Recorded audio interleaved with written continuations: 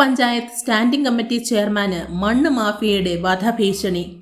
Vellanad block panchayat ആരോഗ്യ വിദ്യാഭ്യാസ standing committee ചെയർമാനും കോൺഗ്രസ് കുറ്റിച്ചൽ മണ്ഡലം പ്രസിഡന്റുമായ ടി സുനിൽകുമാറിന് മണ്ണ് മാഫിയയുടെ വധഭീഷണി.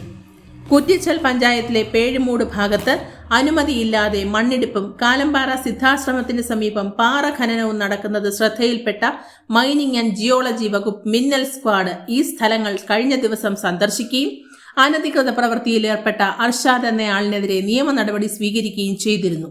അത് block panchayat standing committee chairman സുനിൽകുമാറിന്റെ പരാതിയുടെ അടിസ്ഥാനത്തിലാണെന്ന് ആരോപിച്ച് ഇന്നലെ രാത്രി സുനിൽകുമാർ സഞ്ചരിച്ചിരുന്ന വാഹനം പൂവച്ചലിന് സമീപം തടഞ്ഞു നിർത്തി ചീത്ത വിളിക്കുകയും കൊന്നുകളയുമെന്ന് ഭീഷണിപ്പെടുത്തുകയും ചെയ്തതായി കാണിച്ച് സുനിൽകുമാർ അർഷാദിനെതിരെ കാട്ടാക്കട പോലീസിന് പരാതി കൊടുത്തു.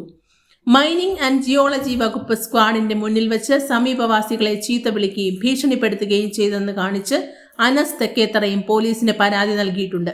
കഴിഞ്ഞ കുറേ ദിവസങ്ങളായി കുറ്റിച്ചലിലും സമീപ പ്രദേശങ്ങളിലും ഇത്തരത്തിൽ അനധികൃത മണ്ണടിപ്പും പാറ ഖനനവും നടന്നുവരുന്നതായി വ്യാപകമായ പരാതിയുണ്ടെന്നും പരാതി ശ്രദ്ധയിൽപ്പെട്ട ഗ്രാമപഞ്ചായത്തും മൈനിങ് ആൻഡ് ജിയോളജി വകുപ്പും ശക്തമായ നടപടികളാണ് ഇത്തരം ആളുകൾക്കെതിരെ സ്വീകരിക്കുന്നതെന്നും പഞ്ചായത്ത് അധികൃതർ പറയുന്നു.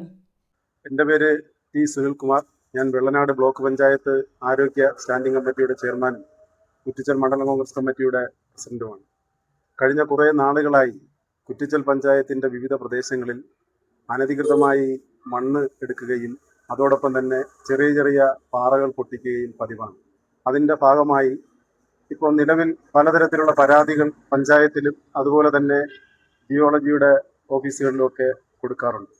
ഈ 2 ദിവസം മുന്നേ ഇതുപോലെ പേഴുമൂട് കേന്ദ്രീകരിച്ച് അനധികൃതമായി മണ്ണെടുക്കുക സുഹാന ഹോട്ടലിന് സമീപം മണ്ണെടുക്കുകയും കാലമ്പാറ സിദ്ധാശ്രമത്തിലേക്ക് പോകുന്ന വഴിക്ക് കുറെ അവിടുന്ന് പാറ ഖനനം ചെയ്ത് മാറ്റുന്നതും ഒരു പരാതി ജിയോളജി വകുപ്പിൽ ആരോ കൊടുക്കുകയുണ്ടായി.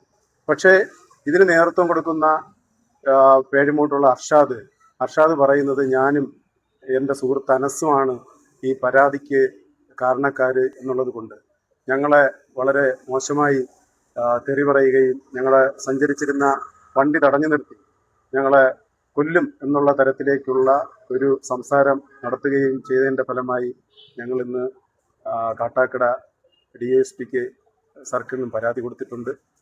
ഇതുപോലെ അനധികൃതമായി മണ്ണ് ഖനനവും പാറ ഖനനവും നടത്തുന്നവർക്കെതിരെ ശക്തമായ നടപടി എടുക്കണമെന്നാണ് ഞങ്ങൾ ആവശ്യപ്പെട്ടിരിക്കുന്നത്. അദ്ദേഹത്തിൻ്റെ ഈ വധഭീഷണിയിൽ ഞങ്ങൾക്ക് എന്തെങ്കിലും സംഭവിച്ചാൽ അതിൻ്റെ ഉത്തരവാദി ഈ പേഴുമൂട് അർഷാദ് ആയിരിക്കും എന്ന് മാത്രമാണ് എനിക്ക് ഈ അവസരത്തിൽ പറയാനുള്ളത്.